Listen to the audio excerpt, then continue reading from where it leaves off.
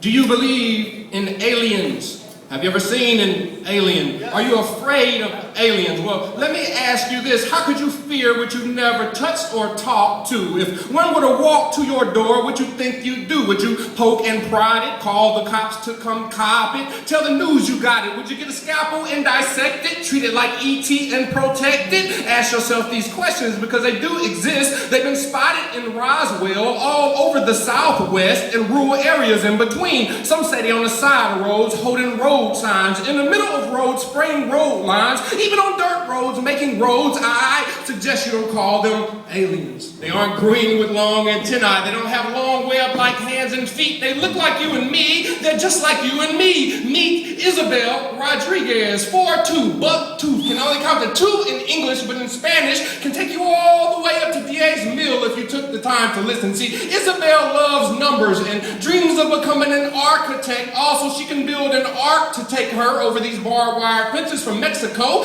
to Texas on to the whole wide world out there. She believes if there's really a great wall in China, then she can be the first to design a great door on the Mexican border. Meet Alejandro Rodriguez, straight-laced, pimple-faced with an asthma pump. He has to take a break every few miles to catch his breath just so he can keep up with his little sister. She screams faster because the patrollers are out, but he literally can't go on much further. See, Alejandro wants to be an inventor. Also, he can design a supersized ventilator customized for trips like these. And while Isabel is counting dos mil uno, dos mil dos, the Senate is sitting inside their air-conditioned buildings counting up the votes on this illegal alien issue. Her trace-day ponytail is the mound of matted mess. Her 9-year-old body is nearing delirium. She's losing count. Alejandro's losing breath. And the hardest decision in the desert is whether or not to keep on to the border if a family member is arrested or dead from dehydration. And just a few weeks ago, their abuela was sent back with only half a mile left. And just a few months ago, their Tio's body was found decomposed, no skin, just bones. And buzzards have no pity for unfortunate circumstances. These buzzards smell weakness and are wise enough to decipher Alejandro's wheezing. They hover over him as these temporary clouds, providing this thin, ironic shade right before they pray. Isabel and Alejandro pray. Is that God they see or